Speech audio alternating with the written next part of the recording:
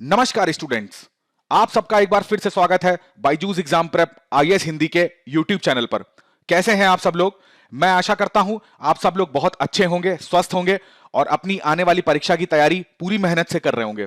आज है 14 मई 2022। आज हम लोग देखेंगे इस दैनिक क्विज के सत्र में कि हमारी प्रारंभिक परीक्षा की दृष्टि से कौन से महत्वपूर्ण प्रश्न हैं। तो क्लास को शुरुआत करने से पहले आपके लिए महत्वपूर्ण सूचना, जैसा कि आपको पता है कि पिछले कई दिनों से हमारी टारगेट प्रीलिम्स 2022 की जो सीरीज चल रही है उसमें रिपोर्ट और सूचकांक से संबंधित बहुत ही ज्यादा इंपॉर्टेंट जो क्लास है वो आपकी कल यानी कि 15 मई को सुबह 10 बजे से इसी यूट्यूब चैनल पर लाइव प्रसारित करी जाएगी। तो आप इस क्लास को जरूर देखें और इसका पूरा फायदा उठाएं। चलिए अपने सत्र को आगे बढ़ाते हैं। पहला प्रश्न देखिए, विधान परिषद से संबंधित है। लिखा हुआ है कि विधान परिषद के चुनावों का अधीक्षण, निर्देशन और संचालन ये राज्य चुनाव आयोग द्वारा करवाया जाता है। अब आपको पता है कि निर्वाचन आयोग की जब हम लोग बात करते हैं तो वो किस अनुच्छेद के अंतर्गत आते हैं? वो आता है 324 अनुच्छेद के अंतर्गत। और ये कौन सा भाग है हमारे संविधान का? ये हमारे संविधान का 15वां भाग है।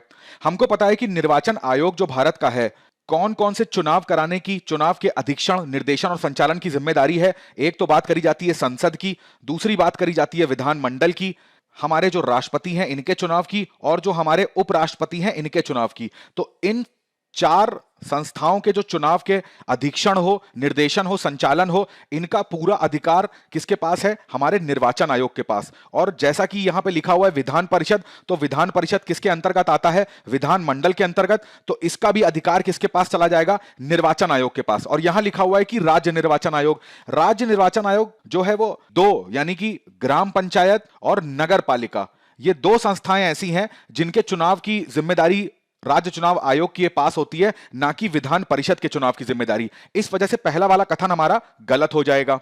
दूसरे कथन की तरफ नजर डालते हैं तो लिखा हुआ है कि संविधान के तहत एक व्यक्ति को राज्य विधान परिषद के सदस्य के रूप में चुने जाने और सदस्य होने के लिए अयोग्य घोषित किए जाएगा यदि वह विभिन्न समूहों के बीच शत्रुता को बढ़ावा देगा या रिश्वतखोरी के अपराध के लिए दोषी ठहराया गया होगा। अब देखिए हमारे संविधान में जो निर्हरताओं की बात करते हैं तो निर्हरताएं कौन कौन सी हैं जो हमारे संविधान में लिखी हुई हैं? तो पहली तो है कि लाभ का पद जो है वो लाभ के पद पर वो व्यक्ति आसीन नहीं होना चाहिए। दूसरी बात करी जाती है कि विकृत चित्त की बात होती है, यानी कि मानसिक रूप से वो स्वस्थ हो, ऐसा ना हो कि उसे कोई मानसिक बीमारी है या वो मानसिक रूप से अस्वस्थ है। बात करी जाती है वो दिवालिया नहीं होना चाहिए, वो किसी भी संस्था से उसने ऋण ना लिया हो या ऋणग्रस्त ना हो और वो ऋण उस ऋण को चुकाने में सक्षम ना हो। ठीक है, भारत का नागरिक वो नहीं रहता है तो उसकी सदस्यता खत्म करी जा सकती है। तो ये कुछ प्रावधान ऐसे हैं जो हमारे संविधान में उल्लेखित हैं। इसके अलावा यहां पर रिश्वतखोरी और शत्रुता की जो बात करी जा रही है, ऐसा हमारे संविधान में कोई प्रावधान नहीं है। इस वजह से ये वाला कथन भी क्या हो जाएगा? गलत हो जाएगा। और हमसे सही कथन पूछे गए थे तो यहां पर दोनों ही कथन गलत हैं। तो इसका ऑप्शन क्या हो जाएगा? डी ऑप्शन हो जाएगा, ना तो एक और ना ही दो। अब देखिए ये चर्चा में क्यों आया, क्योंकि आपको पता होना चाहिए कि कर्नाटका में क्या है कि जो एमएलसी है, एमएलसी का मतलब है विधान परिषद के जो चुनाव हैं वो होने वाले हैं। तो इसकी एक मीटिंग हुई थी, इस वजह से जो विधान परिषद हमारी संस्था है ये चर्चा में आ गई। तो आप इसको अच्छे से कवर कर लीजिएगा। अगला प्रश्न आता है वो देखिए आता है क्षेत्रीय और वैश्विक स्तर पर आतंकवाद की बात कर रहे हैं, अलगाववाद की बात कर रहे हैं और उग्रवाद की बात कर रहे हैं। इनका मुकाबला करने के इरादे से क्षेत्रीय आतंकवाद विरोधी संरचना, ये रैट्स की बात कर रहे हैं। आपको पता होना चाहिए रैट्स जो संस्था है वो किसके अंडर में आती है? वो आती है एससीओ के अंडर में, यानी कि शंघाई जो कॉरपोरेशन ऑर्गेनाइजेशन है इसके अंदर एक संस्था आती है, उसी को हम लोग क्या बोलते हैं? रैट्स बोलते हैं, शंघाई सहयोग संगठन के अंतर्गत। तो इसमें से किसका अंग है? बहुत ही तथ्यात्मक प्रश्न है। तो जाहिर सी बात है आपने तुरंत सवाल सुनते ही आपके मन में विचार आ गया होगा कि भाई ये तो एससीओ का पार्ट है। अब रैट्स के बारे में कुछ चीजें जान लेते हैं। देखिए रैट्स जो बनाई गई ना, तो ये इसीलिए बनाई गई थी कि भाई, अब देखिए रैट्स को बनाने का ऑब्जेक्टिव क्या था कि भाई एशिया में किस तरीके से जो शांति है, ठीक है, उसको बरकरार रखा जाए, ऐसा कोई भी घटना ना हो जिसमें उग्रवाद हो, अलगाववाद हो या आतंकवाद हो। उस वजह से आरएटीएस का निर्माण करा गया था। अब देखिए आरएटीएस के हेडक्वार्टर की अगर बात करेंगे तो इसका हेडक्वार्टर पड़ेगा ताशकंद में। ताशकंद आपको पता होना चाहिए कहां की राजधानी है, यह है उज्बेकिस्तान में। अगर एचसीओ की आप बात करोगे तो इसका हेडक्वार्टर जो है वो बीजिंग में है। ठीक है, बीजिंग कहां पे? चाइना में। रैट्स का हेडक्वार्टर कहां मिलेगा आपको? ये ताशकंद में मिलेगा। तो कंफ्यूज करने के लिए पूछ सकते हैं ये चीज कि भाई देखिए, क्योंकि जो रैट्स है वो किसके अंडर में आता है? वो एससीओ के अंडर में आता है। तो इस वजह से हो सकता है कि यहां पर आपको थोड़ा सा कंफ्यूजन हो जाए। ठीक है, तो अब देखिए जो रैट्स का सम्मेलन होने वाला है ना, तो आगामी 16 जून, ये न्यूज हाईलाइट क्यों है? क्योंकि आपको पता होना चाहिए जो 16 जून की डेट आने वाली है, तो उसमें शंघाई सहयोग संगठन के देश हैं चाइना, रशिया और सबसे बड़ी बात है पाकिस्तान ने हामी भर दी है कि वो भी इस मीटिंग को ज्वाइन करने दिल्ली आएंगे। तो ये भी एक तरह से देखा जा रहा है कि पाकिस्तान में जो नए प्रधानमंत्री बने हैं शहबाज शरीफ, तो वो एक कदम उठा रहे हैं भारत की तरफ मित्रता का या भारत के साथ सहयोग को सुधारने का, उनके अपने संबंधों को सुधारने का।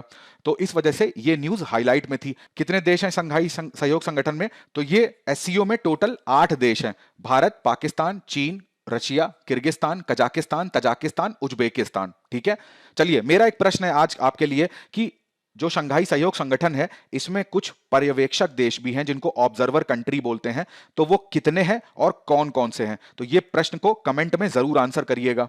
ठीक है, तो मैंने ये भी आपको बता दिया कि भाई ये क्यों न्यूज में था।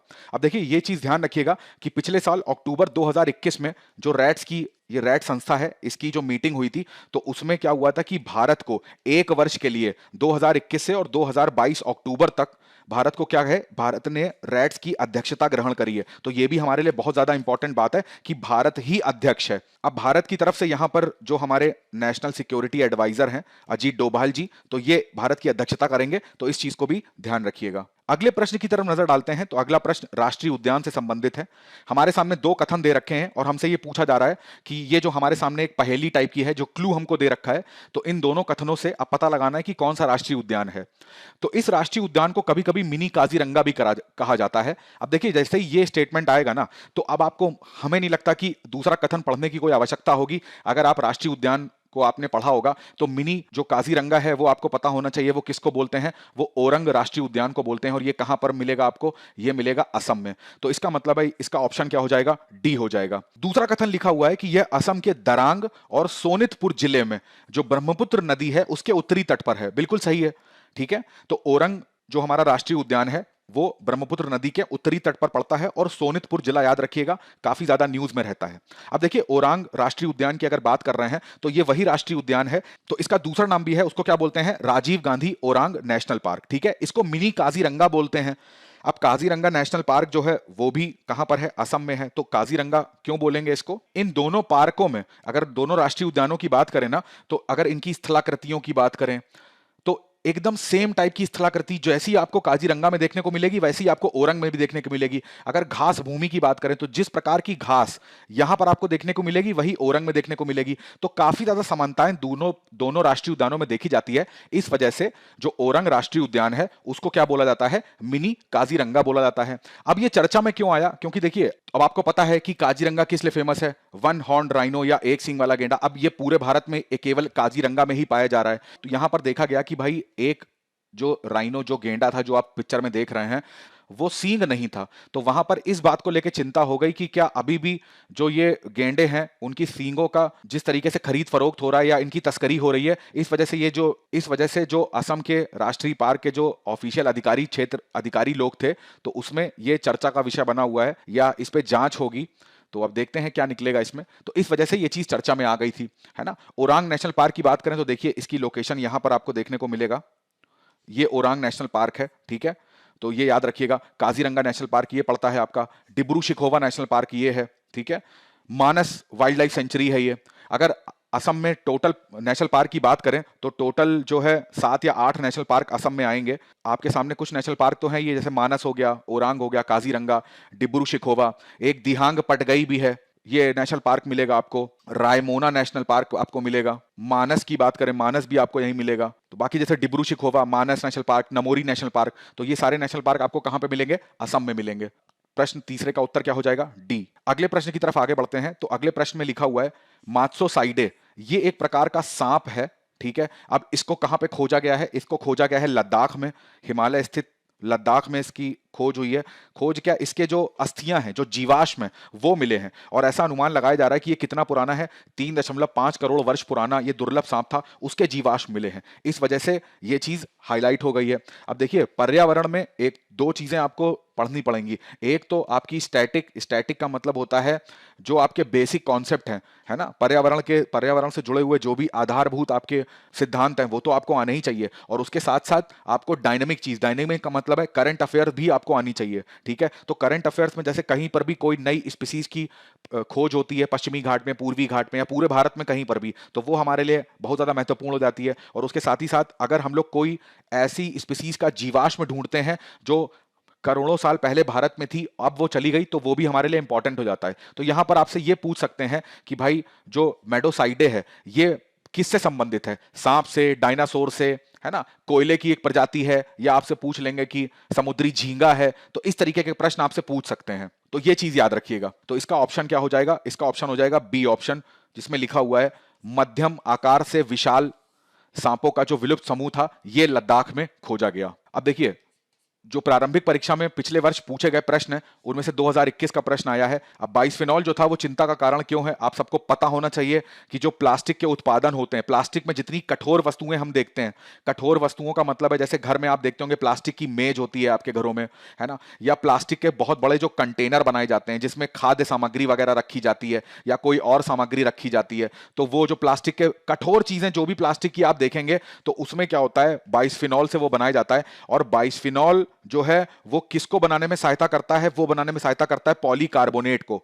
तो यही पॉलीकार्बोनेट जो है इसी से बेसिकली क्या होता है कि ये सारी कठोर वस्तुएं जो हैं इनका निर्माण करा जाता है, ठीक है। तो पॉलीकार्बोनेट के निर्माण में कौन सा तत्व यूज होता है, वो है बाइसफिनॉल। तो कहीं ना कहीं बाइसफिनॉल जो है वो इन वस्तुओं में होता है। अब जैसे कोई भी कंटेनर है उसमें अगर खाद्य पदार्थ एक जगह से दूसरी जगह जा रहे हैं तो इस कंटेनर के संपर्क में आने पर ये जो खाद्य पदार्थ है ना इसमें भी कहीं ना कहीं बाइसफिनॉल जो है वो उसकी मात्रा थोड़ी खाद्य पदार्थों में चली जाती है, जिसकी वजह से इसका कैंसर होने के चांसेस होते हैं या जो प्रजनन संबंधी जो रोग होते हैं तो उनमें भी बढ़ने के चांसेस होते हैं। तो ये काफी ज्यादा खतरनाक है मानव के लिए, तो इस चीज को ध्यान रखिएगा।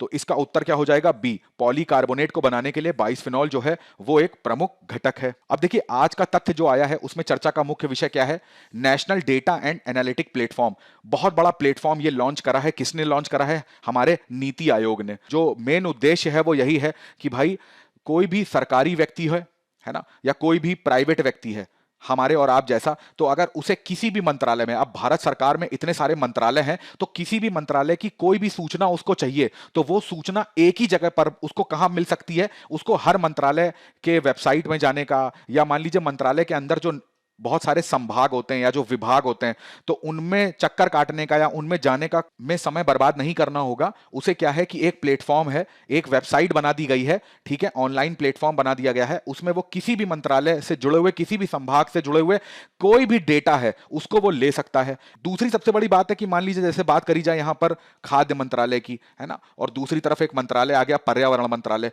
तो इसका एक डेटा इसमें पड़ा हुआ है, इसका एक डेटा इसमें पड़ा हुआ है, दोनों जो ये सूचनाएं हैं इन दोनों की तुलना कर कर, ठीक है, सबसे बड़ी बात है तुलना करके, और जो भी हमारे लिए, हमारे आने वाले भविष्य के लिए सही चीजें होंगी तो वैसे कानूनों का निर्माण करा जा सकता है। तो एक ही मंच पर अगर इतने सारे मंत्रालय हैं और उन सारे मंत्रालयों की विभिन्न विभिन्न सूचनाएं एक ही जगह पर हमें मिल जाएंगी ना, तो दोनों को आपस में कंपेयर करके हम लोग नए कानूनों का निर्माण कर सकते हैं जो हमारे आने वाले भविष्य के लिए बहुत अच्छी चीज है। अब जैसा कि यहां पर लिखा हुआ है कि पोर्टल में अभी तक के जो पोर्टल बनाया गया है, जितना ये पोर्टल बना है, तो उसमें 46 मंत्रालय हैं, सोचिए 46 मिनिस्ट्रीज इसके अंदर में रजिस्टर्ड हैं और उन मंत्रालय के 200 डेटा सेट इसमें ऑलरेडी पड़े हुए हैं। जैसा कि मैं आपको दिखाऊं यहां पर, तो आप इसको गूगल जरूर करिएगा, राष्ट्रीय डेटा और विश्लेषिकी प्लेटफॉर्म। जैसे ही आप एनडीएपी डालेंगे तो गूगल पे तुरंत ये वेबसाइट खुल जाएगी और यहां पर देखिए लिखा हुआ है कि भारत के सार्वजनिक डेटा की खोज करें। तो भारत के सार्वजनिक डेटा, तो ये अपने आप में ही शब्दावली बहुत वृहद है, ठीक है। इसमें 46 मंत्रालय हैं, तो आप समझ जाएंगे ऐसे ही कि कितने, एक मंत्रालय कितना बड़ा होता है, उसके अंदर कितने सारे संगठन आते हैं, उन सबकी सूचनाएं यहां पर एकत्रित हैं, ठीक है।